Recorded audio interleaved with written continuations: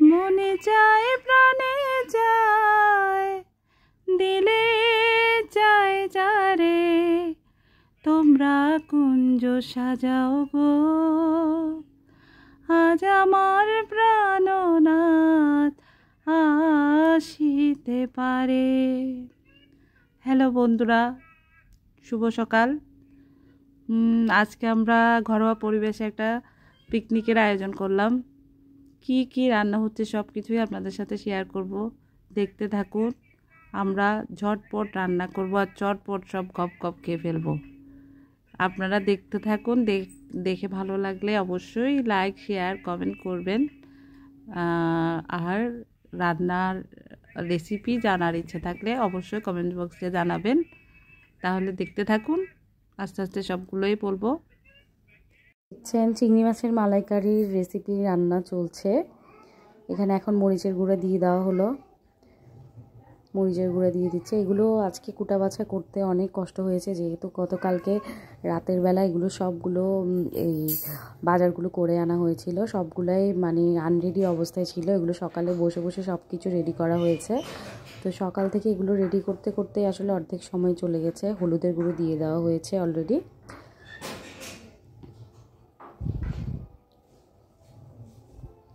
এখন জিরার গুঁড়া দেওয়া হচ্ছে।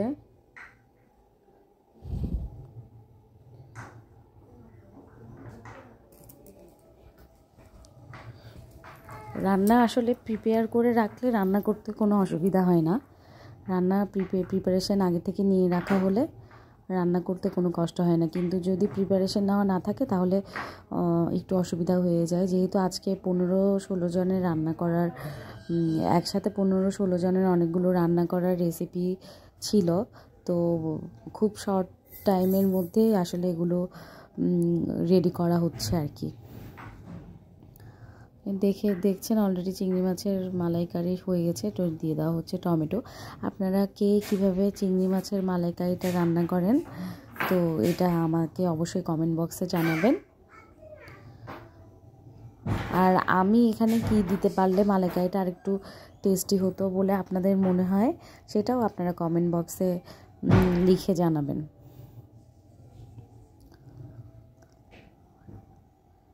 তো আপনারা দেখছেন অলরেডি অনেকটুকু শেষ পর্যায়ে মালাইকারি রান্না করাটা।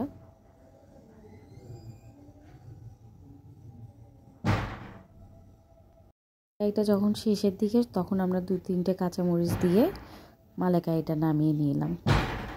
এখন রান্না হবে আরেক চুলোতে। দিয়ে দেওয়া হচ্ছে সরষে ইলিশের জন্য পাঁচফোড়ন দিয়ে দেওয়া হলো তেলের মধ্যে। তোমরা দেখতে পাচ্ছ অলরেডি মালাইকারিটা রান্না শেষের পর্যায়ে, কিন্তু এখনও নাড়াচাড়া করা হচ্ছে।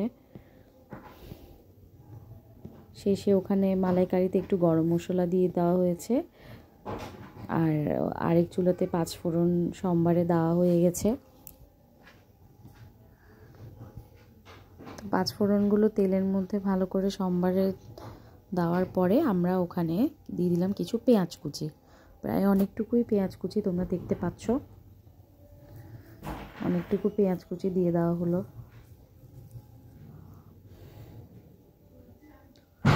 এবার পেঁয়াজ কুচিগুলোর মধ্যে একটু লবণ দিয়ে দেওয়া হচ্ছে, যাতে পেঁয়াজগুলো নরম হয়ে যায়।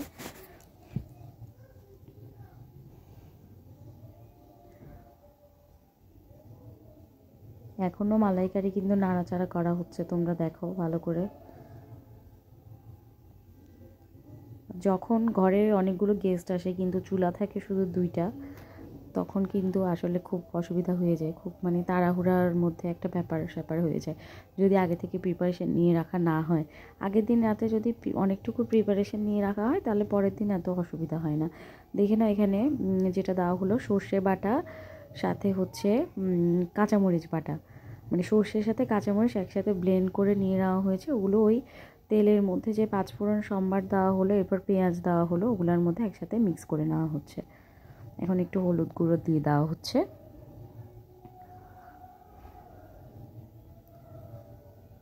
এখানে লঙ্কা দিয়ে দেওয়া হচ্ছে, কাঁচা লঙ্কা।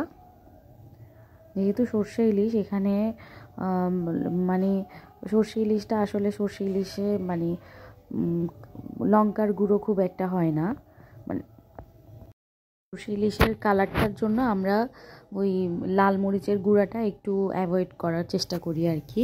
তারপরে মাঝে মাঝে অনেক সময় কালার ভালো আসার জন্য একটু করে দেওয়া যায়, কিন্তু একেবারেই লাল হয় না সর্ষে ইলিশটা। তোমরা দেখতে পাচ্ছ এটা ভালো করে কষানো হচ্ছে সর্ষে ইলিশের জন্য। একটু আদা বাটা দিয়ে দেওয়া হলো হালকা একটু। এখন ভালো করে কষাবে। ওই যেই পাত্রে এটা ব্লেন্ড করেছে ওই পাত্রটা একটু ধুয়ে নিয়ে ওই জলটা ওখানে দিয়ে দেওয়া হচ্ছে। এখন এই মশলাটুক ভালোভাবে কষানো হবে, এটা ভালোভাবে কষানো হবে।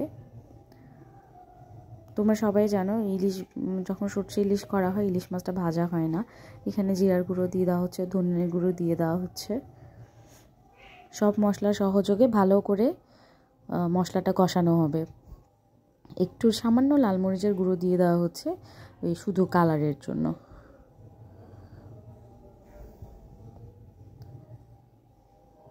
এখন সবগুলো মশলা মিলে একটু ভালোভাবে মশলাটা কষানো হবে। যখন তেল ছেড়ে আসলে বোঝা যাবে যে মশলা কষানো শেষ হয়ে গেছে।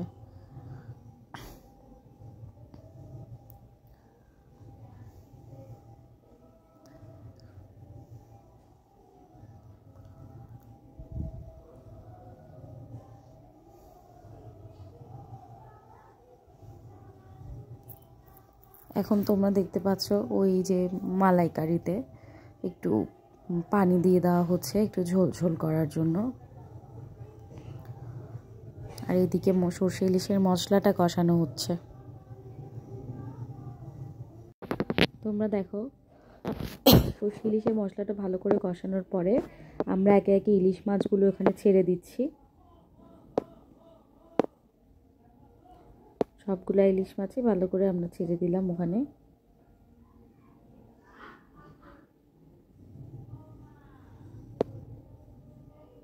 এবার মশলার সাথে ভালো করে ইলিশ মাছগুলোকে মিক্স করে নিব।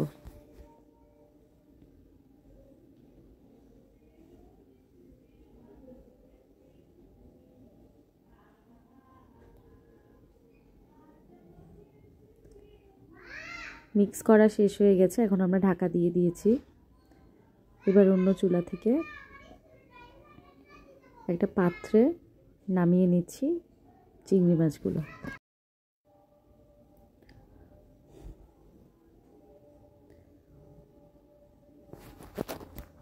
চিংড়ি মাছগুলো সব নামানো হয়ে গেলে এবার ওই পাত্রটা একটু ধুয়ে ওখানে তেল গরম করে ওখানে আদা রসুন বাটা দিয়ে দেওয়া হলো একে একে।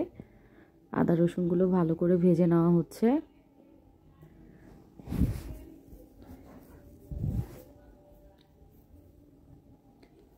ওখানে আরেকটা রেসিপি রান্না করা হচ্ছে।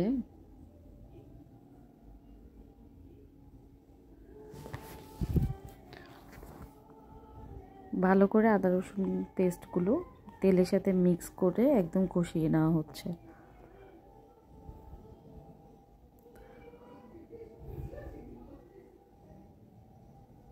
চুলায় ওটা কষাতে কষাতে অলরেডি আমাদের সর্ষে ইলিশ রেডি হয়ে গেছে। এখানে দেখতে পাচ্ছ ধনিয়া কুচি ছিটিয়ে দেওয়া হচ্ছে, এটা অলরেডি রেডি হয়ে গেছে। ধনিয়া পাতা কুচিগুলো এখানে ছড়িয়ে দিয়ে সর্ষে ইলিশটা এখন নামিয়ে নেওয়া হবে। অন্য পাত্রে আদা রসুন বাটা যেগুলো আছে ওগুলো হচ্ছে, ওগুলো সোমবারে দেওয়া হয়ে গেছে। সর্ষে ইলিশটা তোমরা কীভাবে রান্না করো সেটা আমাকে অবশ্যই কমেন্ট বক্সে জানাবে, কারণ এক একজন এক এক রকম করে সর্ষে ইলিশটা রান্না করে। এই দেখো অন্য পাত্রে অলরেডি তেজপাতা দিয়ে দেওয়া হচ্ছে ফোড়নে, দারচিনি, এবার আলু দিয়ে দেওয়া হচ্ছে। দারচিনি, আলু, তেজপাতা, আদা, রসুন বাটা এগুলো সবগুলো অন্য পাত্রে দিয়ে ভালো করে এবার ভেজে নেওয়া হবে আলুটাকে।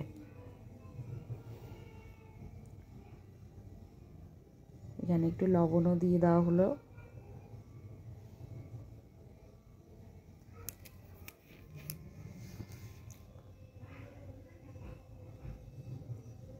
এখন এগুলো ভালো করে নেড়ে চেড়ে ভালো করে কষিয়ে নেওয়া হবে।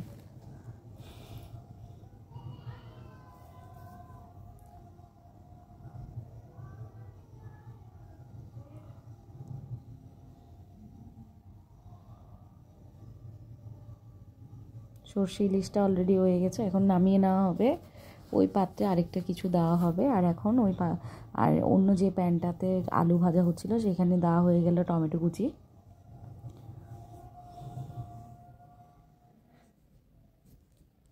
মানে টমেটো কেটে দিয়ে দেওয়া হলো, কুচি না, টমেটো কেটে দিয়ে দেওয়া হলো।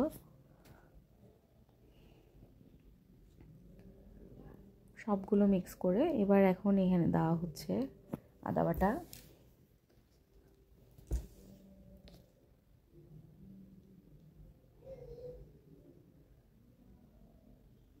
আদা বাটা সহযোগে আরও ভালো করে কষে নেওয়া হচ্ছে।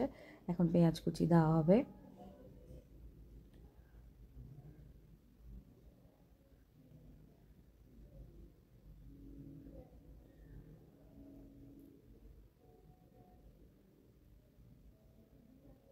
এখন একটু হলুদ গুঁড়ো দিয়ে দেওয়া হলো। আরও কিছু পেঁয়াজ ছিল ওগুলো দিয়ে দেওয়া হচ্ছে। এবার সব মিক্স করে আরেকটু ভালো করে নেড়েচেড়ে কষে নেওয়া হবে। তারপর অন্যান্য মশলাগুলো দিয়ে দেওয়া হবে। একে একে সবগুলো মশলা দিয়ে দেওয়ার পরে আদা বাটা, ধনে গুঁড়া, জিরা গুঁড়া, সব মরিচের গুঁড়া সব দিয়ে দেওয়ার পরে মশলাগুলো ভালো করে কষে নেওয়া হলো ঢাকা দিয়ে। এখন এখানে মাংসের পিসগুলো, মুরগির মাংসের পিসগুলো ছেড়ে দেওয়া হচ্ছে। এগুলো এখন সবগুলো ছেড়ে দিয়ে ভালো করে কষিয়ে নেওয়া হবে। ওদিকে মাংস কষানো হচ্ছে। ওই পাত্রটা ছোট পড়ে গেছিলো, যার কারণে আরেকটা পাত্রে মাংসগুলো শিফট করে মাংসগুলো দমে বসিয়ে দেওয়া হচ্ছে। এখন আরেকটা পাত্রে পোলাওয়ের জন্য রেডি করা হচ্ছে। আরেকটা পাত্রকে ওখানে ঠিক মতন ভালো করে তেল দেওয়া হলো।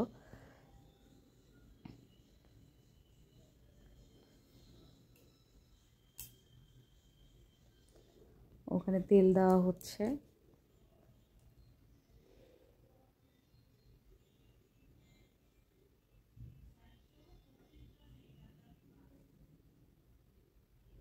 তেলের মধ্যে মানে এখানে দিয়ে দেওয়া হলো দারচিনি, এলাচ, লবঙ্গ, তেজপাতা সব একসাথে দিয়ে এই তেলটাকে ভালো করে ফ্লেভারগুলো যাতে ছড়িয়ে যায় এই জন্য তেলে এগুলো ছেড়ে দেওয়া হলো। এবার পেঁয়াজ কুচি কিছু দিয়ে দেওয়া হলো।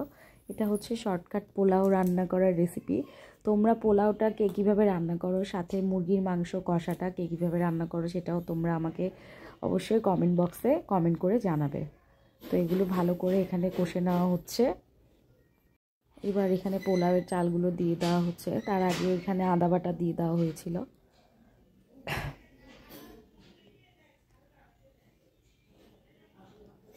তো আস্তে আস্তে পোলাওয়ের চালের সাথে আদা বাটাগুলো মিক্স করে দেওয়া হবে।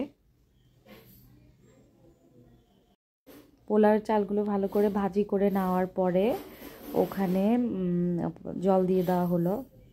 এবার জল দিয়ে ভালো করে পোলাওগুলো দমে বসিয়ে দেওয়া হবে। অন্যদিকে দেখতেই পাচ্ছ তোমরা চিকেন অলমোস্ট রেডি হয়ে গেছে।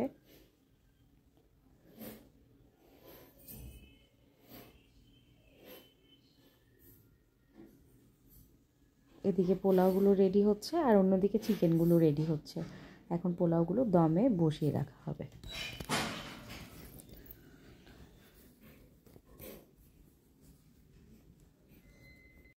চিকেনটা নামিয়ে নেওয়া হয়েছে এবং অন্য চুলাতে পোলাওয়ের চালের ওটা শিফট করে দেওয়া হচ্ছে ডেকচিটা। এখন আরেকটা প্যানে তেল দিয়ে সেখানে বেগুনি রেডি করা হচ্ছে। তোমরা দেখতেই পাচ্ছ এখানে গোল গোল করে বেগুনি রেডি করা হচ্ছে। আস্তে আস্তে রেডি হোক। তোমরা পুরো ভিডিওটা একটু মনোযোগ দিয়ে দেখবে। তো সাথে থাকো আর দেখতে থাকো।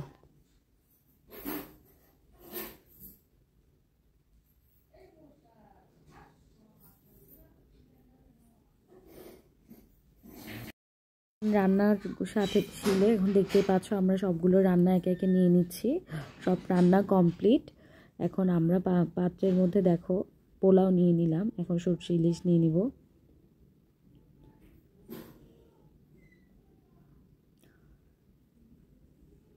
ডিম ছিল, বেগুনি ছিল। এখন নিয়ে নিলাম চিংড়ি মাছের মালাইকারি। এরপরে এখানে চিকেনের আইটেম আছে। এই যে আমাদের মনিখালা অলরেডি খেতে বসে গেছে। মনিখালা খাচ্ছে, তোমরা দেখো।